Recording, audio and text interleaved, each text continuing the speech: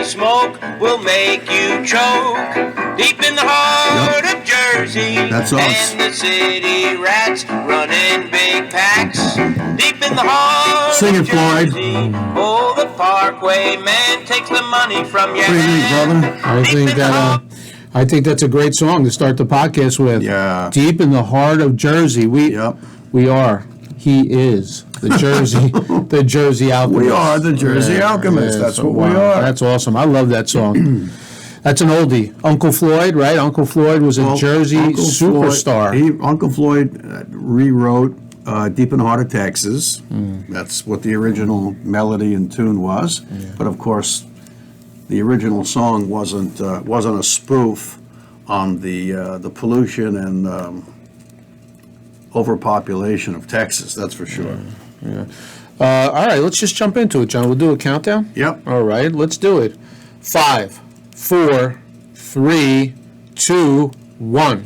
Welcome back, friends. Welcome to another episode of The Jersey Alchemist. And I'm your host, Dr. John Gerard Gallucci. And I'm Philip D'Angelo. Oh, love when the applause starts. Please, sit down.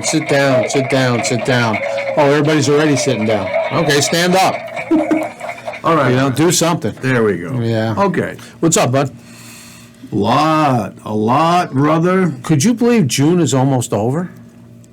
I mean, this is crazy. Well, like that lady said, like Grandma in my office said, listen, Doc, don't tell me about the summer. Huh. As soon as 4th of July comes and goes, you're baking a turkey in the oven. Wow. She cursed you. I just heard word that after June, July's going to show up. July's going to show up. Yeah, again. Yeah, it's something how that always happens. Right. Have you gone down to the beach yet, the Jersey Shore? For family affairs. Like the boardwalk. I mean, like the beach. Are you a beach person? Sure I am. All my life I was a beach person. But then this thing called pediatric surgery happened to me, and that precluded me from, doing the things that I really wanted to do.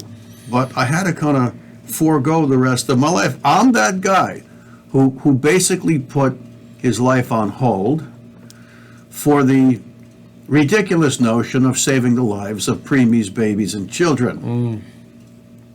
You know I'm joking. That's what I did for a living, and I wouldn't change anything about that. That's it. Yeah, I would say it's not so ridiculous. That's right. I was being that. facetious, but I did put my entire life on hold for that career. It wasn't a job. It was A lifestyle. a career. Right. So if you had to go to a beach, John, like growing up, what was your favorite beach?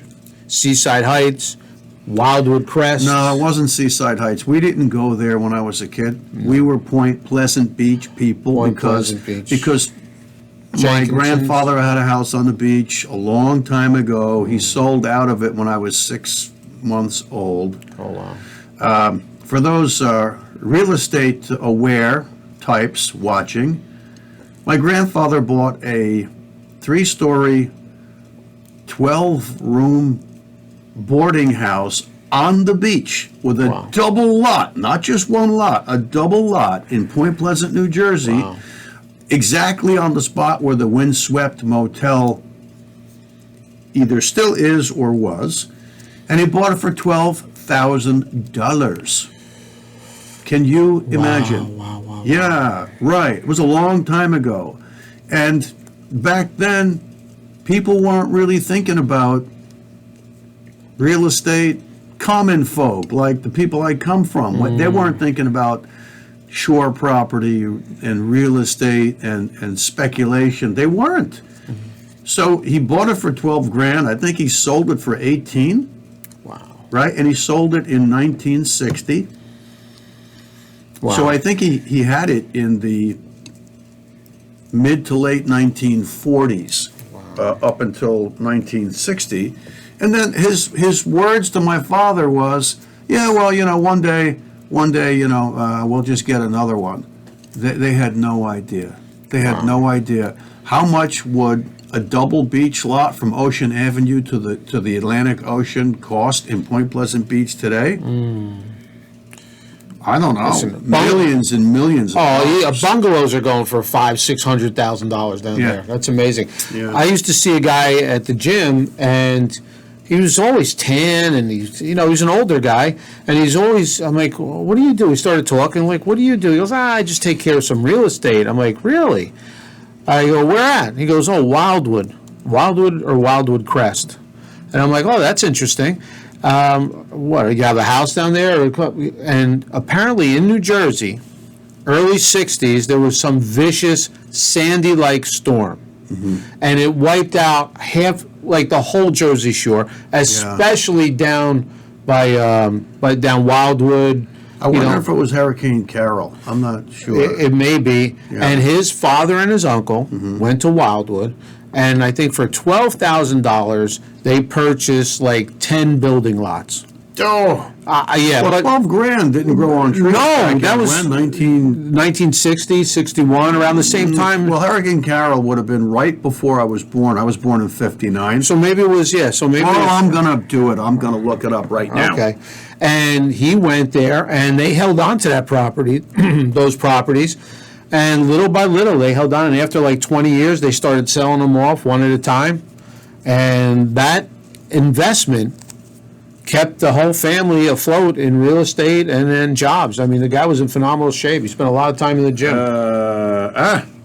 Hurricane Carol. That's the hurricane we're talking about. Yeah. Yeah, my father has old black and white 8mm, home movies of he and my grandfather walking on the beach like 2 days later, and houses were, 500-600 feet inland. Houses that were on the beach were in the bay. Houses were upside down. Wow. But Hurricane Carol, and my dad tracked Hurricane Carol on a destroyer escort in the Navy Reserves. Hurricane Carol started August 25th, 1954. Oh, wow. Yeah, Started down in the Bahamas. Whoa. Yeah. That might have been the one. It just devastated all of South Jersey, and he was fortunate enough where his father and his uncle jumped on a lot of properties, and they held on to them for at least 20 years before they started selling one at a time. Yeah, one at a time. Yeah. Could you imagine that? I mean, you just don't get those opportunities nowadays. Right. Well, right spot at the right time. But now, if a natural disaster destroys a home or a facility, that's shore property, nobody's abandoning that property. Nobody's selling out cheap. Nobody. Yeah. I know when my father, talk about the comparative how things cost, John, in real estate. My father, when he moved from Newark to Nutley, God, I'm going to say 1962, 64, his mother thought he was crazy, because back then you didn't move far from the family. And that was 2 towns over, Belleville, then Nutley. So what was he thinking? Right. And I think he purchased a house for $6,500. Wow. $6,500. Right. Yeah, and 10 years later, he sold it for, I think, 10 times that amount. Wow. But I believe because our parents' generation is known as the best generation, of Americans. They fought in wars. They started the industry. They were the number one generation, and I think they deserve all the fortunes and riches that they got, because in all those wars, they put a lot on the line. Oh, well, they put a lot, yeah. That's just my opinion. They put a lot on the line. Absolutely. But knowing now what we know about war and the origins of war and the illegitimacy of war, maybe they were the greatest victim generation. Greatest generation. Yeah, that's true. 500,000 Americans, and we're speaking egocentrically here to the Australians and Canadians and the Indians and the Brits, but 500,000 American lives taken, snuffed. That doesn't count the horrible casualties, the injuries during World War II. 500,000. That's a lot. It pales compared to the tens and tens and tens, maybe 100 million people lost in World War II, be it the Chinese, the Russians, the Japanese, the Europeans, the Germans, everywhere. And Australia was in that fight, and the Canadians were in that fight. But you never hear it in the United States because that's just that little, the American media kept it like a little dirty secret that, no, we weren't the only ones that fought, that went to Europe or to Japan and to fight. The Australians and, we knew the Brits were because of Churchill coercing us to get into the fight. Yeah.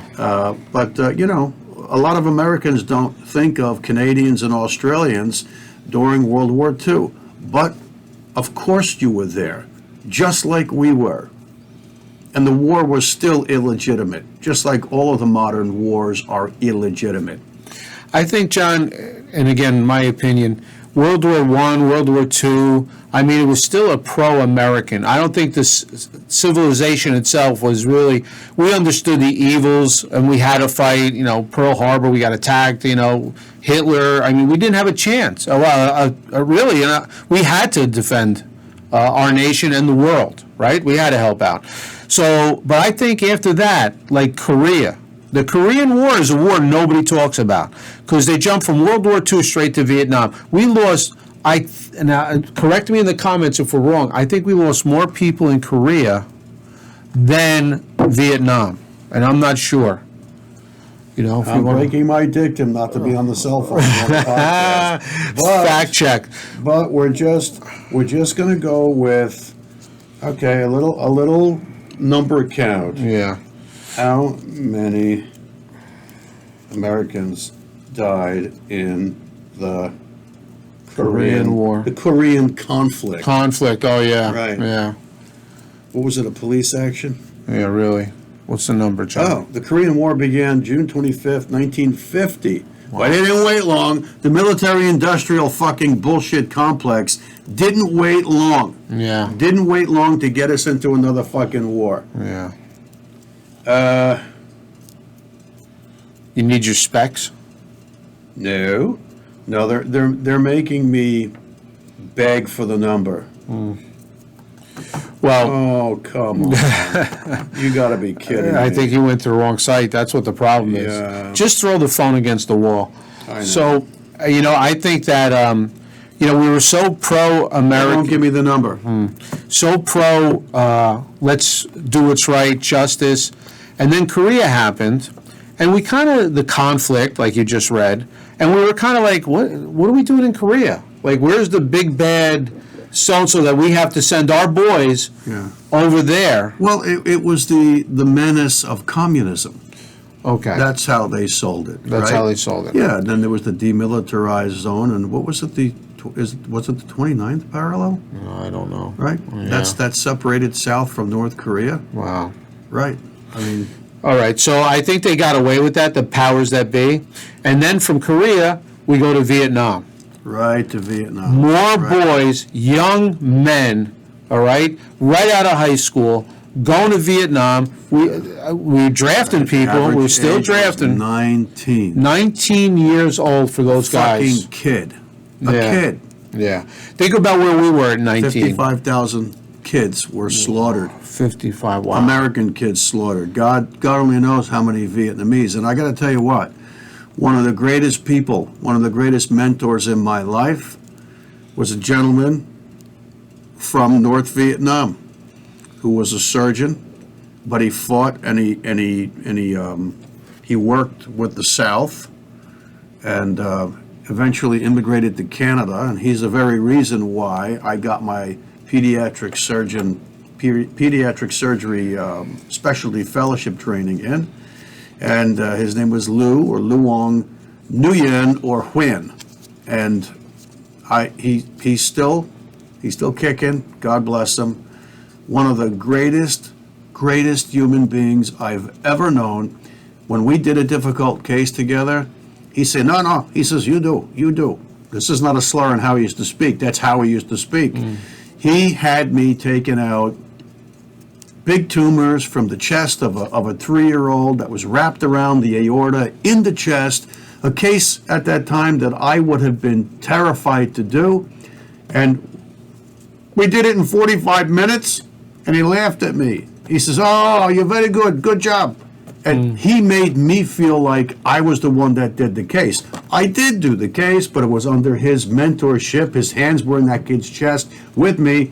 That's how you know somebody's a terrific surgeon, when they can take somebody else through the case and make them feel like they actually did the case.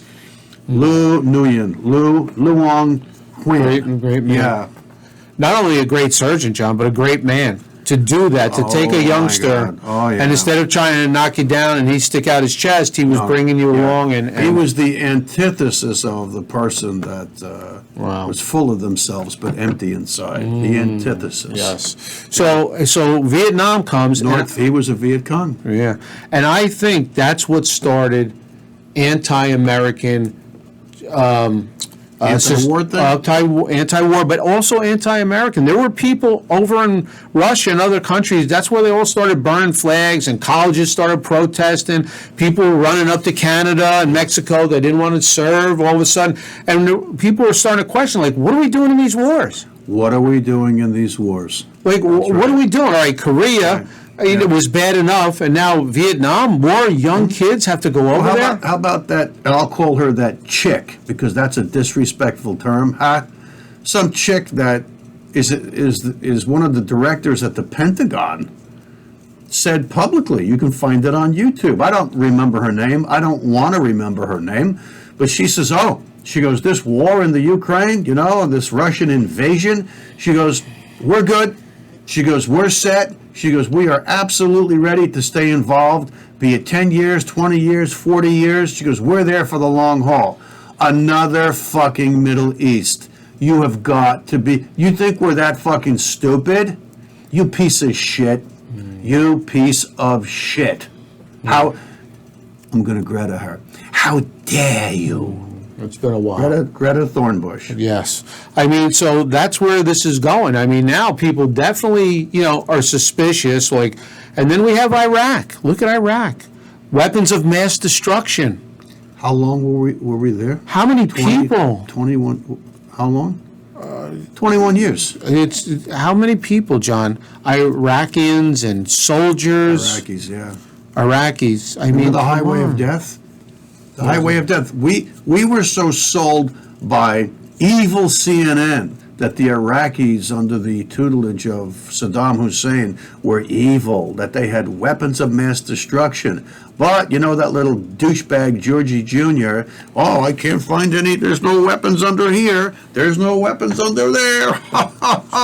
It was all a lie, from the Bush administration to Dick Cheney, you evil piece of shit, to get us to go over there to have our men and women maimed and murdered, and for us to kill God knows how many people in the Middle East. And we'll throw Paul Wolfowitz on that woodpile and light it with a couple of fire starters, because he's the one that came across with the Wolfowitz doctrine, or the Wolfowitz agenda, which is to commit regime change and destroy, I think it was 5 or 7 Islamic Middle Eastern nations.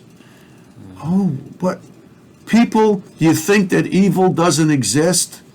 The Jersey Alchemist is all about exposing evil, and then we don't let it live on the tabletop. Oh no, we alchemize it, and we offer the viewer or the listener a way to destroy darkness.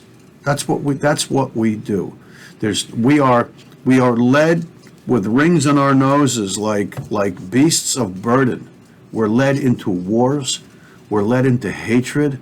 We're led into pandemics. What's next coming down the road, John? I have an idea. Food shortages. Food shortage. I knew that once the President of the United States, out of nowhere, just messaged, there's a food shortage coming. I'm like, where does that come from? Right. And now, recently, did you see the videotape of 10,000 cattle, hoofs up, Yeah. on over acres of land? Yeah. Now, apparently, and God knows what the truth is, but apparently they were dairy cows. But, hey, you know what happens when a dairy cow has been completely burnt out? They put them in a meat grinder. You think they're going to just send them off to a pasture and let them, romp through the daisies? No, no. I saw that video. Thousands of they happened to be black cattle, all bloated, lying there in the sun, rigor mortis, legs stiff. It looked like one of those World War II-esque, body pile videos from the concentration camps. The bodies were just strewn about and piled on top of each other. And here come the food shortages, and here comes God knows how many 10,000. No, but how many food processing plants have now been mysteriously burned or they exploded? I think it was 4. Oh, no. It's dozens. Is it really? It's dozens. Because I know they said the 4 major food producing plants all exploded somehow or had a fire. Oh, yeah. How does that happen? And what about the chickens? Happening on purpose, people. And what about the chickens? Chickens, there's salmonella running through all the chickens now? I mean, what is left? I mean, come on. Right. So what's going to happen to this country? And first of all, the world. Well, first of all, what's the end goal? What's going to happen? What are they pushing for? Like a food shortage? Like, what's that going to do? Is that going to make us more dependent? Yes, 100%. 100%. There are the fighters in the crowd, like you and I, and our listeners. And then there are the people who, I posted something on Facebook yesterday or the day before that there was a video short, and I'm actually hoping that it was a hoax and a joke, but it was somebody getting into, they were wearing a wetsuit, a rubber diving suit, a wetsuit. They had their flippers on, and they were putting a mask on, a diving mask with a snorkel. They were on the beach, but they also had their N95 pandemic mask on as they were about to jump into the Atlantic Ocean. That's ridiculous. I can only think it must have been a hoax, just to prove a point, just to get people to be aghast or to laugh. But those are the people, God bless them. They're so fearful. They're not fighters. I would rather go to my death fighting and biting and clawing against evil than shutter myself into the basement and be terrified and say, oh, please, oh, please, oh, please. Oh, please give us food. Fuck you. Fuck you to the Luciferian governments and politicians that are going along with this hoax to kill people. You ask me, what's the goal? What's the end point?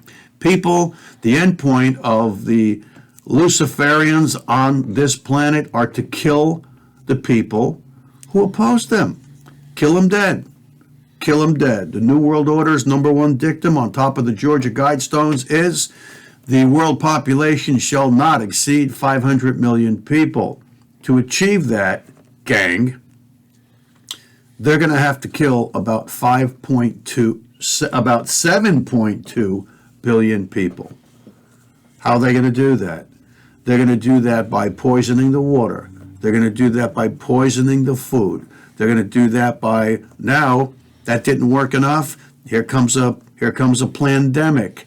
Well, that didn't knock out, tens and tens of millions of people who potentially might be regenerators of humanity. In other words, males and females that will procreate. You see, that's what they're against. Their narrative about the non-binary crap is that they want as many people out there who are not going to reproduce as possible. And if you happen to allow a sperm to meet the egg, go get your abortion, people. Go get your abortion. And these are the same people that are clamoring and clapping and applauding when that fucking douchebag, that evil Andrew Cuomo, who I am so embarrassed to say that in a distant fashion I'm related to him from my mother's side. Don't tell anybody. Signing, well, I just told the world. Signing the, late-term abortion thing, and everybody was clapping. It's like, you people are all fucking nuts. You're all fucking nuts. You ask me what the end point is? The end point is world depopulation. Evil. Luciferians. Or as the Kabbalah guru would say, the three evil emperors of this world would be Satan, Lucifer, and Moilech. Moilech is apparently the underworld god, the god that they worship and pray to in ceremony at Bohemian Grove. They make a big bonfire and they burn a hopefully a fake child's body in effigy. Yeah, I mean, these people are sick. These people are sick, but they have a deep, deep, deep cosmic agenda against the living God of this world. This is why they want to kill the followers and the children of the living God. They want you dead, people. John, I believe, I'm going to say Texas, but I'm not sure. Somewhere down south with the pandemic, there were food lines. There were people waiting for food. The grocery stores, they had no food. Yeah. No water, and Right. they were showing once or twice. You saw it on the news that there was lines and lines, people waiting for food. Yeah. Wow, are you kidding me now? Well, look, I'll tell you what. You know that I used to listen and watch the network news, and whenever there was an attack, a bombing somewhere, then the news, CNN was all over it, and then you heard language on the mainstream media news that went something like this. Well, up-to-date intel services are talking about the chatter that increased right up until the moment of the event. The chatter. That means they've got their ear to the railroad track, so to speak, and they're listening to conversations and chatter and news outlets and all of that crap. They're listening to that all over the world. And all of a sudden, there's a common thread, a common denominator through that chatter, that there's going to be an explosive device that goes off at an airport in Europe or wherever. That's the chatter.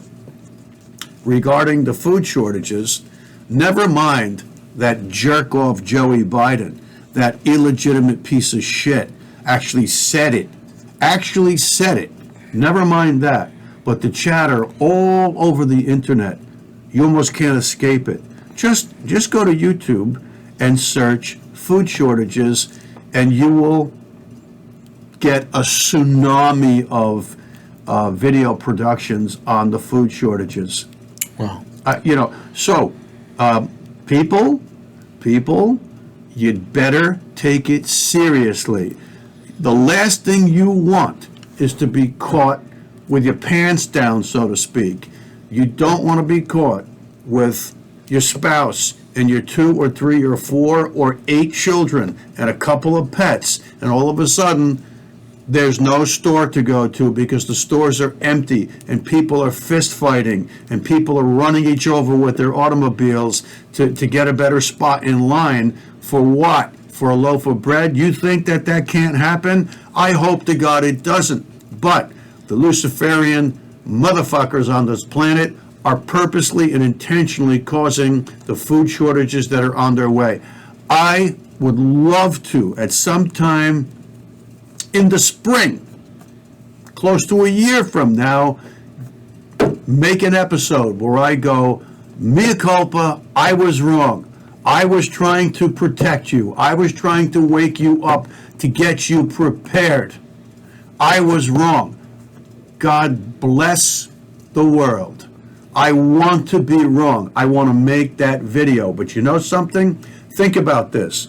What's wrong with having a closet full of long-term food items, canned soups with high water content, right? You can get all the peanut butter you want, but there's no water in peanut butter. That's an oil-based product. And what if you don't have drinkable water? What if you don't? Then you're going to rely on truly emergency reserves. So you're going to look at broths, soups, canned. Be aware of the expiration dates, people. If it sounds like I've gone into a rant about prepping, of course I have. Of course I have, because this is what it may take. Now, beware. Don't be hoarding shit that no one's ever going to eat. And if you all have food allergies, and let's say you're allergic to dairy, don't be buying creamy dairy-based soups or products. Don't do that. If you're vegans, go for canned vegan food, preferably organic canned vegan foods. Anyway, have yourself a couple of first aid kits and some bandages, and if you can get your doctor to write you a prescription for a couple of prescriptions of broad-based antibiotics, just in case. Think about that. Get yourself a water filtration system. Even, the desktops are cheap and they're available, and they really don't take that much other than chlorine out of the water. But you better start thinking now about this kind of stuff. And if you want to load up on foodstuffs that you have to cook, let's say you got a closet full of rice and pasta. Oh, that's great. And it's going to be there for years. But do you have the water to cook it in? Do you have the energy source to boil the water that you're going to cook it in? Because if you don't, you better change gears. These are the things you need to think about. You can thank me later when the food shortages are gone and you've survived. And by the way, don't forget your neighbors. Don't forget your neighbors.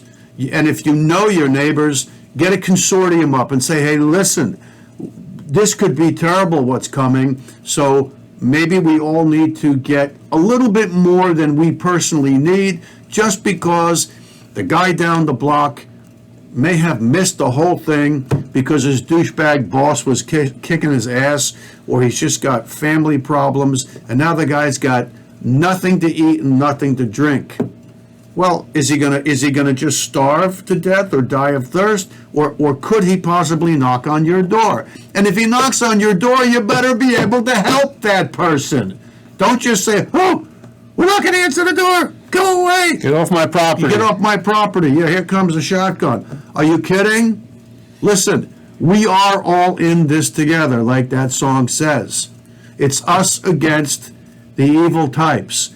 They do want your ass. They want you dead, and they want to see you fight like mongrels with each other before they think they're going to win. They're not going to win. We're going to win, but you better be prepared. So you better be prepared for the spiritual warfare that we're already in.